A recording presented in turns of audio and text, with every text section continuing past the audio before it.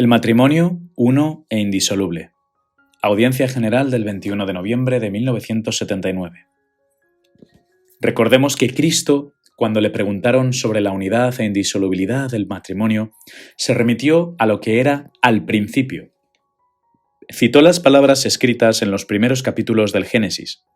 Tratamos, pues, de penetrar en el sentido propio de estas palabras y de estos capítulos, en el curso de las presentes reflexiones. El significado de la unidad originaria del hombre, a quien Dios creó varón y mujer, se obtiene, especialmente a la luz del Génesis 2:23, conociendo al hombre en todo el conjunto de su ser. Esto es, en toda la riqueza de ese misterio de la creación, que está en la base de la antropología teológica. Este conocimiento, es decir, la búsqueda de la identidad humana de aquel que al principio estaba solo, debe pasar siempre a través de la dualidad, la comunión. Recordemos el pasaje del Génesis 2:23. El hombre exclamó: «Esto sí que es ya hueso de mis huesos y carne de mi carne. Esta se llamará varona, porque del varón ha sido tomada».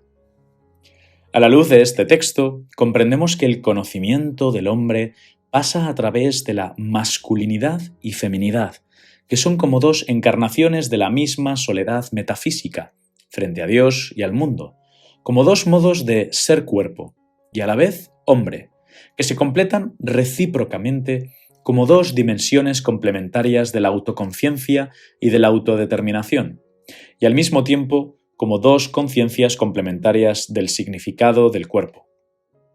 Así, como ya demuestra el Génesis 23, la feminidad, en cierto sentido, se encuentra a sí mismo frente a la masculinidad, mientras que la masculinidad se confirma a través de la feminidad. Precisamente la función del sexo, que en cierto sentido es constitutivo de la persona, no solo atributo de la persona, demuestra lo profundamente que el hombre, con toda su soledad espiritual, con la unicidad e irrepetibilidad propia de la persona, está constituido por el cuerpo como él o ella. La presencia del elemento femenino junto al masculino, y al mismo tiempo que él tiene el significado de un enriquecimiento para el hombre en toda la perspectiva de la historia, comprendida también la historia de la salvación. Toda esta enseñanza sobre la unidad ha sido expresada ya originariamente en el Génesis 2:23. La unidad de la que habla el Génesis 2:24, y vendrán a ser los dos una sola carne, es sin duda la que se expresa y se realiza en el acto conyugal. La formulación bíblica, extremadamente concisa y simple, señala al sexo, feminidad y masculinidad como esa característica del hombre, varón y mujer, que les permite, cuando se convierten en una sola carne, someter al mismo tiempo toda su humanidad a la bendición de la fecundidad. Sin embargo, todo el contexto de la formulación lapidaria no nos permite detenernos en la superficie de la sexualidad humana. No nos consiente tratar del cuerpo y del sexo fuera de la dimensión plena del hombre y de la comunión de las personas, sino que nos obliga a entrever desde el principio la plenitud y la profundidad propias de esta unidad, que varón y mujer deben constituir a la luz de la revelación del cuerpo. Por lo tanto, ante todo, la expresión respectiva que dice «el hombre se unirá a su mujer» tan íntimamente que «los dos serán una sola carne», nos induce siempre a dirigirnos a lo que el texto bíblico expresa con anterioridad respecto a la unión en la humanidad, que une a la mujer y al varón en el misterio mismo de la creación. Las palabras del Génesis 2:23, que acabamos de analizar, explican este concepto de modo particular. El varón y la mujer, uniéndose entre sí en el acto conyugal tan íntimamente que se convierten en una sola carne, descubren de nuevo, por decirlo así, cada vez y de modo especial, el misterio de la creación. Retornan así a esa unión en la humanidad, carne de mi carne y hueso de mis huesos, que les permite reconocerse recíprocamente y llamarse por su nombre como la primera vez. Esto significa revivir, en cierto sentido, el valor originario virginal del hombre, que emerge del misterio de su soledad frente a Dios y en medio del mundo. El hecho de que se conviertan en una sola carne es un vínculo potente establecido por el Creador, a través del cual ellos descubren la propia humanidad, tanto en su unidad originaria como en la dualidad de un misterioso atractivo recíproco. Pero el sexo es algo más que la fuerza misteriosa de la corporeidad humana, que obra casi en virtud del instinto. A nivel del hombre y en la relación recíproca de las personas, el sexo expresa una superación siempre nueva del límite de la soledad del hombre inherente a la constitución de su cuerpo y determina su significado originario. Esta superación lleva siempre consigo una cierta asunción de la soledad del cuerpo del segundo yo como propia. Por esto está ligada a la elección.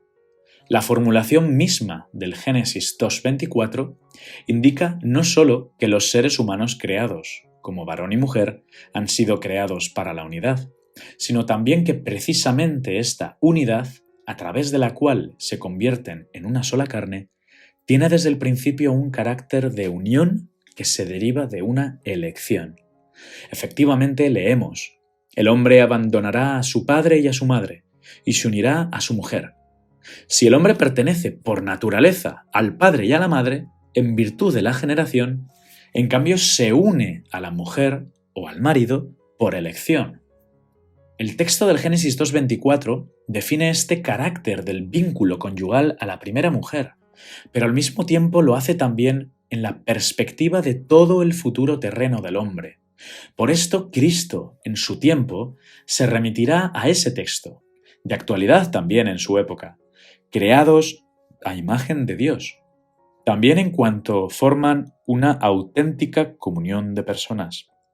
El primer hombre y la primera mujer deben constituir el comienzo y el modelo de esta comunión para todos los hombres y mujeres que en cualquier tiempo se unirán tan íntimamente entre sí que formarán una sola carne. El cuerpo que, a través de la propia masculinidad o feminidad, ayuda a las dos desde el principio, una ayuda semejante a él, a encontrarse en comunión de personas, se convierte de modo especial en el elemento constitutivo de su unión, cuando se hacen marido y mujer. Pero esto se realiza a través de una elección recíproca. Es la elección que establece el pacto conyugal entre las personas, que solo a base de ella se convierten en una sola carne. Esto corresponde a la estructura de la soledad del hombre y en concreto a la soledad de los dos. La elección, como expresión de autodeterminación, se apoya sobre el fundamento de esa estructura, es decir, sobre el fundamento de su autoconciencia. Solo a base de la propia estructura del hombre, él es cuerpo, y a través del cuerpo es también varón y mujer.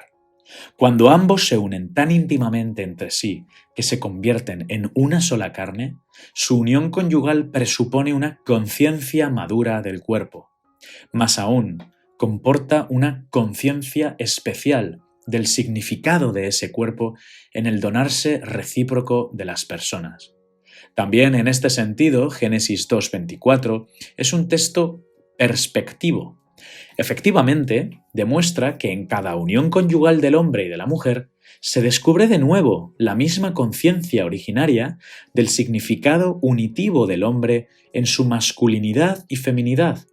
Con esto, el texto bíblico indica al mismo tiempo que en cada una de estas uniones se renueva, en cierto modo, el misterio de la creación en toda su profundidad originaria y fuerza vital, tomada del hombre como carne de su carne. La mujer se convierte a continuación como esposa y a través de su maternidad en madre de los vivientes, porque su maternidad tiene su propio origen también en él. La procreación se arraiga en la creación y cada vez, en cierto sentido, reproduce su misterio. A este tema dedicaremos una reflexión especial: el conocimiento y la procreación. En ella habrá que referirse todavía a otros elementos del texto bíblico. El análisis del significado de la unidad originaria, hecho hasta ahora, demuestran de qué modo, desde el principio, esa unidad del hombre y de la mujer, inherente al misterio de la creación, se da también como un compromiso en la perspectiva de todos los tiempos siguientes.